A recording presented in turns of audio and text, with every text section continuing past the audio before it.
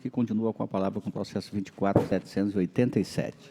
Obrigada, Excelência. Trato o presente processo de recurso de reconsideração interposto tempestivamente pelo senhor Q.F. Roberto Cavalcante Lima, prefeito municipal de Feijó, em face da decisão contida no acordo número 11.048/2018 deste plenário, exarada nos autos do processo número TCE 24.203 de 2017, que trata de inspeção para apurar a responsabilidade do gestor do município de Feijó pelo aumento da despesa total com pessoal, que se encontra acima do limite máximo estabelecido pela Lei de Responsabilidade Fiscal, no segundo quadrimestre de 2017, julgado na sessão plenária ordinária número 1349, do dia 13 de dezembro de 2018, onde foi decidido por maioria nos seguintes termos: pela comunicação ao gestor da nulidade de todos os atos praticados inerentes e referentes à nomeação de servidores para provimento de cargos em comissão para o quadro de pessoal da Prefeitura Municipal de Feijó, pela aplicação de multa no valor de 14.280 ao senhor Q.F. Roberto Cavalcante, prefeito do município de Feijó,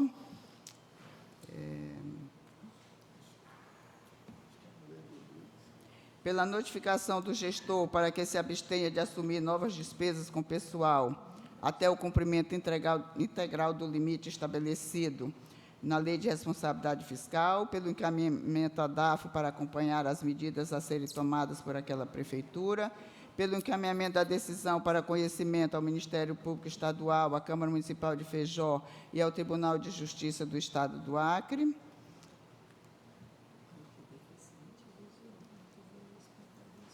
e divergiu a conselheira Nalu deste voto, que votou apenas pela notificação. O recorrente foi notificado do acordo por meio do Diário Eletrônico de Contas, número 1060, no dia 18 de março de 2019. Insatisfeito com o teor, protocolizou tempestivamente o presente recurso de reconsideração em 2 de abril de 2019, conforme se depreende da informação, a folha 26, emitida pela Secretaria das Seções. No pedido, as folhas de 2 a 25, o recorrente alega, em síntese, que as contratações de diretor administrativo da Secretaria de Saúde, secretário de Administração, chefe da Secretaria de Agricultura, chefe da Secretaria de Cultura, secretário de Educação, diretor de Vigilância e chefe de manutenção em TI, refere-se a profissionais de extrema necessidade para a manutenção da prestação do serviço, bem como para atendimento do interesse público, que este tribunal aplicou a mesma penalidade em mais 2 processos semelhantes de atos que acarretam uma elevação da despesa com pessoal, não observando a conexão entre os 3 processos. Que o aumento da despesa com pessoal do município de Feijó ocorreu em razão da condenação imposta através de ação civil pública, que originou o termo de ajuste de conduta, prevendo a realização de processo seletivo simplificado para a contratação de professores e profissionais da saúde. Que o gestor tenta controlar os gastos com pessoal e que, no processo autônomo 24.203, a DAFO aduz que houve uma diminuição da despesa total de pessoal na gestão do recorrente e, neste sentido, cita a súmula 615 do Superior Tribunal de Justiça, que dispõe não poder ocorrer a inscrição do município em cadastros restritivos, fundado em irregularidade na gestão anterior, quando na gestão sucessora são tomadas as providências cabíveis à reparação dos danos eventualmente cometidos. Que a própria LRF, em seu artigo 19, prevê que não serão computados na despesa total de pessoal as despesas decorrentes de decisão judicial. Que, com o advento da Lei Federal número 13.655, que incluiu os artigos na Lei de Introdução às Normas de Direito Brasileiro, no caso concreto, impõe que a decisão deste tribunal não contenha abstração, devendo considerar as consequências práticas da decisão sobre o município de Feijó e que a decisão esteja motivada com base na razoabilidade e proporcionalidade, indicando as condições para a regularização, circunstâncias não observadas no acordo recorrido. Que seja conhecido o motivo justo para ultrapassar os limites de gasto com pessoal, tendo em vista o recorrente ter sido compelido pela ação civil pública. Por fim, solicita que as intimações e notificações sejam realizadas conjuntamente para o prefeito de Feijó e para os advogados do recorrente. A área técnica, por meio da 2ª Inspetoria, promoveu análise da matéria e emitiu o relatório de folhas 31 a 38, e o Ministério Público de Contas se manifestou por meio de seu ilustre procurador Sérgio Cunha Mendonça, as folhas 43 a 46. É o relatório, senhor presidente. Com a palavra, Sua Excelência, o procurador, para a sua manifestação. Trata-se de recurso de reconsideração interposto pelo senhor Keffer Roberto Cavalcante Lima, prefeito de Feijó, contra a decisão que declarou a nulidade de todos os atos praticados inerentes à nomeação de servidores para provimento de cargos em comissão e lhe aplicou multa no valor de R$ 14.280, em face da contratação de pessoal para o quadro funcional do município, aumentando a despesa de pessoal antes da adoção de medidas para a recondução do excesso, descumprindo, assim, as vedações constantes da Lei de Responsabilidade Fiscal. O gestor alega, em síntese, bis in idem na condenação, por já ter tido responsabilizado em 2 outros processos da mesma natureza e que as contratações se deram por imposição judicial no decorrer da ação civil pública. A decisão desta Corte de Contas deveria considerar as consequências práticas da sua decisão sobre o município de Feijó, não podendo conter abstração, bem como seu conteúdo decisório esteja motivado com base na razoabilidade e proporcionalidade, indicando as condições para a regularização, conforme determina a Lei de Introdução às Normas do Direito Brasileiro, com alteração promovida pela Lei Federal nº 13.655/2018 e que foram observadas no teor do acórdão recorrido. A DAF se pronunciou às folhas 31 a 38, pugnando pelo conhecimento e provimento parcial do presente recurso, para tão somente reduzir o valor da multa imposta, considerando que, das 16 nomeações verificadas, 9 se enquadrariam na exceção estabelecida no acórdão número 10.017/2016, a qual impossibilita a substituição de agente político ou cargo de chefia de alto escalão com nível hierárquico de secretário ou muito próximo, desde que tal substituição não implique em aumento da despesa com pessoal. Quanto às demais razões recursais, a área técnica considerou que não houve bis in idem alegado, eis que os processos citados tratam de contratação de candidatos aprovados em processo seletivo provisório, já no exercício de 2018, e publicação da Lei Municipal número 750/2017, que criou cargos e alterou o quadro geral de servidores, enquanto o presente processo trata da nomeação de cargos comissionados exclusivamente no 2º quadrimestre de 2017. O processo foi encaminhado ao Ministério Público de Contas em 21 de maio de 2019, sobre a ação civil pública mencionada pelo recorrente. Esta tratou da necessidade de realização de processo seletivo simplificado para a contratação de professores e profissionais da saúde, portanto, não tem qualquer conexão com o presente processo. Quanto à possibilidade de substituição dos agentes políticos, conforme precedente desta Corte, a decisão prevê que esta se dará em relação a agente político ou cargo de chefia de alto escalão com nível hierárquico de secretário ou muito próximo. A DAF entendeu, nesse contexto, que estariam abrangidas pela excepcionalidade as nomeações para os cargos de secretário municipal e os diretores, o que reduziria o número de nomeações consideradas para a responsabilização do prefeito de 16 para 7, o que seria causa suficiente para a redução da multa imposta. A multa aplicada não se deu em relação a cada um dos cargos em comissão, mas ao ato de fazer nomeações como um todo, ou seja, a decisão recorrida não balizou o valor imposto pelo número total de irregularidades, mas pelo ato em si de descumprir as regras da Lei de Responsabilidade Fiscal. Assim, mesmo que seja reduzido de 16 para 10 o número de nomeações irregulares, com a exclusão dos secretários municipais, a infração permanece inalterada, não havendo motivos para a redução da multa. Ante o exposto, este Ministério Público de Contas opina pelo conhecimento do recurso, por ser próprio e tempestivo, para, no mérito, negar provimento. É o pronunciamento. Com a palavra, Sua Excelência, a relatora, para seu voto. Obrigada, senhor presidente. Eu adoto e incorporo no meu voto os argumentos e o entendimento do Ministério Público de Contas. E, assim, considerando que o recurso em causa não apresentou argumentos consistentes a ponto de determinar a pretendida reforma do julgado e considerando que o acordo recorrido se mantém por seus próprios fundamentos, proponho a este plenário que conheça o presente recurso por ser próprio e tempestivo, para, no mérito, negar de provimento, mantendo-se em toto a decisão proferida no acordo número 11.048, de 2018 deste plenário. Notifique o senhor Q.F. Roberto Cavalcante Lima, prefeito do município de Feijó, bem como os advogados do gestor, para tomarem conhecimento do teor desta decisão e arquive-se o processo após a formalidade de estilo. É a minha proposta de voto, senhor presidente, senhoras e senhores conselheiros. Em votação, conselheiro José Augusto. Acompanho, excelência. Conselheiro Valmir Ribeiro. Acompanho o voto, senhor presidente. Conselheiro Ronaldo Polanco. Conselheira Dulcinéia. Desculpa, passei o nobre conselheiro Antônio Acompanho o Malheiro. voto, excelência. Conselheiro Ronaldo Polanco. Conselheira Dulcinéia. A proposta, excelência. Conselheira Nalu Maria.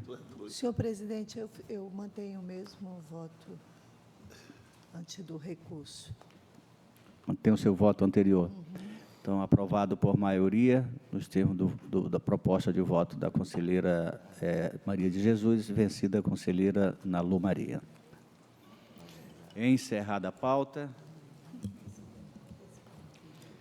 Temos algum expediente aqui, que eu gostaria de dar ciência a vossas excelências, que esta semana está havendo no tribunal um treinamento da Brigada de Incêndio, Pânico, Urgência e Emergência. E para os servidores, ministrado pelo Corpo de Bombeiro do Estado, qual eu agradeço já de antemão, e se estende até dia 20.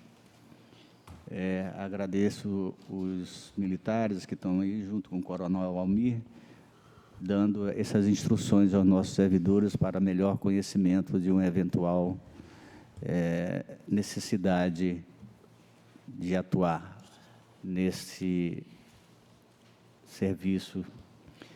Já de antemão já agradeço. Também tem um aqui da Câmara Municipal de Rio Branco, que pediu para divulgar um evento que estará sendo realizado aqui em Rio Branco, o Instituto Legislativo Brasileiro, Interlege, do Senado Federal, promoverá na cidade de Rio Branco uma oficina intitulada Planejamento Estratégico no Legislativo, no período de 23 a 25 de setembro, no Cine Teatro Recreio. Então, aqui está a comunicação, e quem estiver interessado, as inscrições já estão abertas ao público em geral. Passamos às nossas comunicações, com a palavra, Sua Excelência, o Procurador-Chefe, doutor Sérgio Cunha. Obrigado, senhor presidente. Só cumprimentar todos os presentes e agradecer a todos aqueles que contribuíram para a realização da sessão de hoje. Nosso decano, conselheiro José Augusto. Mesma situação, excelência. O fim de semana. Conselheiro Valmir Ribeiro. Da mesma forma, senhor presidente, agradecer a presença de todos e parabenizar Vossa Excelência pelo treinamento do Corpo de Bombeiros aqui no Tribunal de Contas, em especial ao coronel Almir. Eu acho de grande valia, sim, para o Tribunal de Contas, este treinamento que está sendo realizado aqui. Obrigado, senhor presidente. Conselheiro Antônio Malheiro. Gostaria de fazer coro com as palavras do conselheiro Valmir, cumprimentar todos os presentes, nada mais a comunicar, excelência. Conselheiro Ronaldo Polanco. Senhor presidente, a conselheira Nalu indicou aqui que no próximo mês, agora esse mês, sobre os eventos no interior, e haverá um dia exclusivo para tratar da lei de responsabilidade fiscal.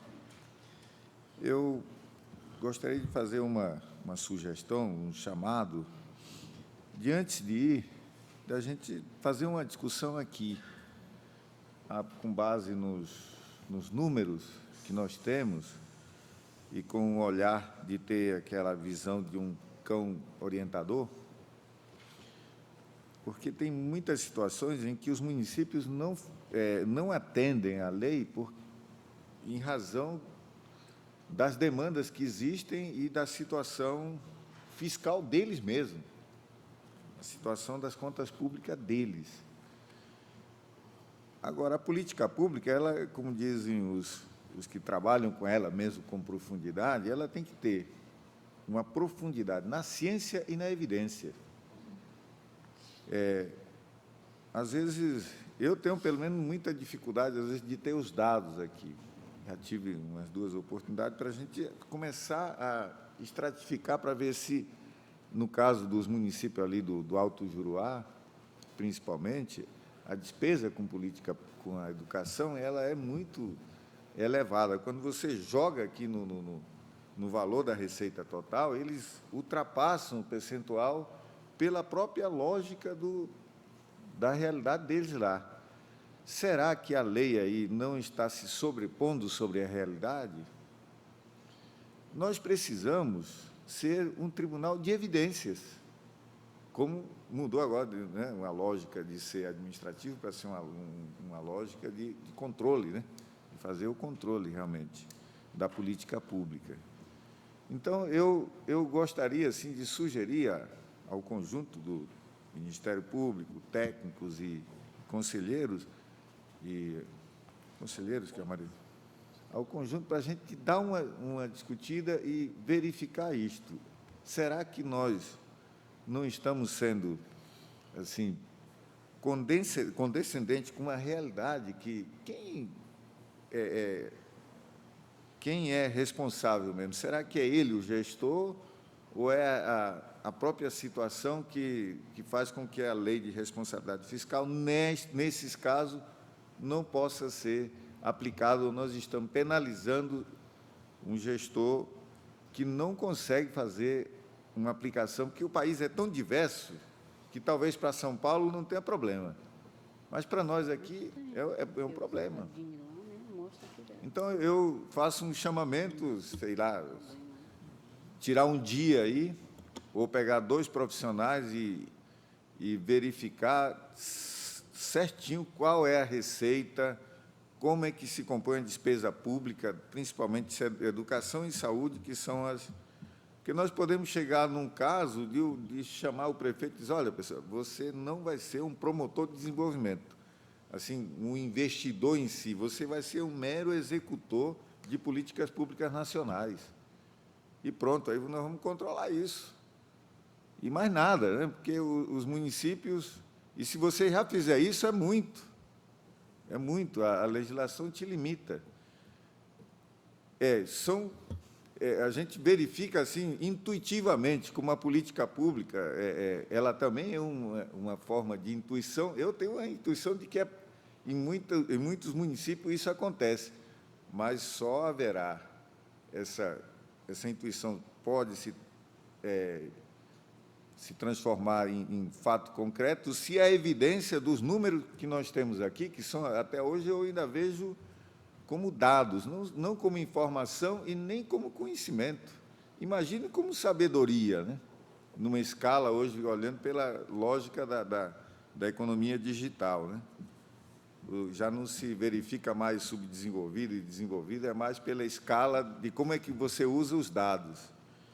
Então, eu faço essa sugestão, nobre presidente, conselheiros, técnicos e Ministério Público, para a gente fazer sentar aqui e dar uma olhada nesses dados que nós temos aí. Pois não, nobre conselheiro, mas os dados 100% são os próprios gestores que mandam, né, para a gente analisá-los. Conselheiro Malheiro? Já falou, senhor. Já falou. Conselheira Dulce, desculpa. Eu também cumprimento a todos e considero relevante a colocação do conselheiro Ronald Polanco, inclusive no questionário da Tricom, né, nós fomos chamados a nos posicionar sobre como nós queremos ser um tribunal, né? Se nós queremos ver apenas friamente os números ou se nós queremos ser um tribunal que vê além dos números, né? Então, é um debate importante e nós precisamos, sim, fazer esse debate para avançar e contribuir, né, na melhor utilização dos recursos públicos, Excelência. Conselheira Ana Lu Maria. Eu também, senhor presidente, acho extremamente interessante essa ideia do conselheiro Malheiro, o conselheiro Polanco, e já me coloco à disposição para que a gente possa fazer a discussão. Eu também quero parabenizar sobre o curso da Brigada, porque pode até assim, alguém achar assim, que é tão... Mas para que um curso desse? Eu lembro que quando o Almir foi lá conversar comigo, porque ele queria a parceria da escola, que a gente prontamente colocou à disposição, eu fiquei pensando lá em casa, mas, meu Deus do céu, o que é que a gente quer saber desses ensinamentos, dessas coisas, primeiros socorros, essas coisas? E aí, logo depois, veio aquele incêndio no hospital, né? E uma das coisas mais incríveis, é chocante aquelas cenas, chocante. Quantas vezes eu vi, quantas vezes chorei. Porque se tem uma coisa que é triste, assim, quando a gente vê o descaso, é triste em qualquer situação. Mas com velhinho e criança, parece assim que a gente fica mais sensível. E todos os que morreram, todos eles tinham 70 e poucos anos, então a gente já fica mal. E ali foi falta de um plano B, justamente desse curso que todos deveriam ter, e que eu acho incrível que, quando acontece, é a primeira pergunta dos investigadores. A primeira pergunta dos investigadores é justamente essa: que Deus me livre, e que nos proteja em todos os nossos momentos aqui dentro do tribunal. Mas, se tiver, a primeira pergunta que vai ter, se tivermos o curso, tudo, então essa já está sanada. Então, eu queria, assim, dar esse depoimento, porque quando o Almir foi falar lá comigo, meu Deus, tanta coisa interessante, mais interessante para a gente ver, lá vem o homem com negócio desses negócios de primeiro socorro. Nunca vi, a Mirla estava me mandando, muitas vezes eu fico aqui com o celular, que muitas vezes o pessoal fica ouvindo nos municípios, em todo canto, e fica mandando mensagem na hora que está ouvindo. E a Mirla estava mandando foto, inclusive o paciente era o seu Antônio, no momento, e é impressionante você ver como é importante esse tipo de curso, porque você pode salvar vidas naquele momento, e a gente, muitas vezes, só deixa a coisa, quando a coisa já está resolvida. Eu lembro, conselheiro Polanco, uma lei que eu gostei muito de fazê-la, que foi que os medicamentos para doença de epilepsia fossem de graça e fossem no correio para a pessoa receber.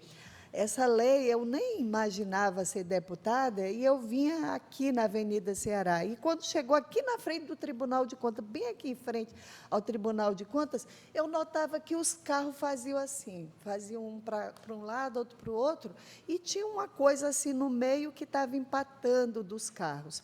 E eu pedi para a pessoa que estava comigo parar o carro, aquele Chevette 83, e aí era uma mocinha que estava tendo uma crise. E aí eu fui lá, ninguém parava, os carros faziam assim, mas ninguém parava. Eu fui lá e fiz aqueles primeiros socorros, porque na minha família tem problema de epilepsia, então todos nós sabemos lidar com nossa prima. Ajeitei, tirei o sapato, coloquei uma coisinha ali na cabeça dela, e, quando ela retornou, ela olhou para mim, sempre com aquele olhar muito confuso e envergonhada. impressionante o olhar envergonhado que as pessoas têm depois da crise. E aí eu disse: mas o que aconteceu? Está tudo tranquilo, vamos lá. E eu disse: mas por que você está tendo aqui essa crise? Se tomar o remédio, não tem. Ela disse: justamente por causa disso, porque eu não tenho dinheiro para comprar o remédio. E aquilo, eu digo, um dia, se eu for uma autoridade, eu vou tentar resolver isso. E foi assim que veio essa lei dos remédios da epilepsia. Então, eu queria aqui publicamente pedir desculpa ao Almir, deste meu pensamento egoísta, desse meu pensamento horrível, e logo Deus mostrou infelizmente, daquela forma, aquela coisa que aconteceu aqui, no Rio de Janeiro. Então, parabenizar a sua administração, conselheiro Cristóvão, e o Almir, publicamente, por essa atitude. Obrigado. É bom que alguém está olhando. Obrigado, nobre conselheira. Conselheira Maria de Jesus. Obrigada, senhor presidente. Eu também quero, primeiro, cumprimentar a todos e também fazer cor a tudo que foi dito aqui, aos parabéns pela iniciativa do curso, também lembrando que a gente vive como se as coisas só acontecessem na casa do vizinho, né? Mas nós estamos sujeitos também a todas essas coisas que podem acontecer aqui no nosso ambiente de trabalho, na nossa casa, e que a gente tem que estar preparado para enfrentá-las e tentar amenizar os seus resultados, né? Então, parabenizá-lo por essa iniciativa e também a propositura do conselheiro Polanco, que eu acho que também, antes da gente levar o conhecimento e a orientação aos nossos jurisdicionados, a gente também precisa, primeiro, harmonizar, né, os nossos entendimentos aqui. Então, também me coloco à disposição para, se puder, contribuir nessa discussão. Sem dúvida, nobre conselheiro, isso é muito importante, a harmonia de todo o tribunal. Excelência, sem Pois não. delongas, eu queria só aproveitar essa oportunidade proposta pelo conselheiro Polanco, porque na avaliação consta, pelo menos, acho que é 2 vezes de 2 dias, que todo mundo também faça um treinamento. Então, é importante, o treinamento é exatamente discussão de temas internos. Então, talvez, com a escola, com a conselheira Ana Lu, possamos até começar iniciando aqui. Sem dúvida, e isso já O conselheiro Malheiro já está no 4º encontro de casos. São casos Isso. depois do horário, do nosso horário, são à tarde. Isso, né? verdade, E já tem 20 pessoas Olha aí, da DAFO que participam. que maravilha. Então, Então, já é o 4º encontro. agora vamos preparar uma para os conselheiros e procuradores. A senhora conduza, viu? Pois não. Pode deixar. Muito obrigado, conselheira Ana Lu. Não, é sobre você diz, não, os dados que vêm exatamente. Sim, para a gente analisarmos, a gente vê que eles mandam e a gente... Essa realidade é que a gente não analisa com a... Isso, eles mandam e a gente fora tem que... do quadradinho da lei, né? Isso, sem dúvida. Senhor presidente, ao nobre conselheiro Valmir. eu só quero dar uma contribuição aqui aos nobres conselheiros que estão no pleno e a todos que nos assistem. Na realidade, quero dizer que nós temos ali uma saída de emergência, viu, minha nobre conselheira Nalu Maria? Ali tem Atrás da cortina. a cortina ali, é uma saída de emergência. Ninguém sabia. Pois é. Vamos Ali- botar uma placa lá agora, Ali saída é uma de saída emergência. de emergência no caso de qualquer Mas se um abrir problema. a cortina, já sabe que ali é uma saída de Ali é a emergência. saída de emergência, foi feita. Legal, Valmir. Quero dizer para o conselheiro que realmente a sugestão do conselheiro Polanco é excepcional, essa análise, mas em termos de orientação mesmo, porque, infelizmente, nós não podemos modificar a lei. Só temos que orientá-los como eles deveriam seguir e tal, mas que nós não temos esse poder de modificar do jeito que, na realidade, gostaríamos de fazer. Mas era isso aí, senhor presidente. Muito Sem obrigado. dúvida. Eu agradeço a presença de todos, os que nos ajudaram, nossa secretária, e convoco uma sessão para dia e hora regimental e convido a todos irmos na sala da presidência.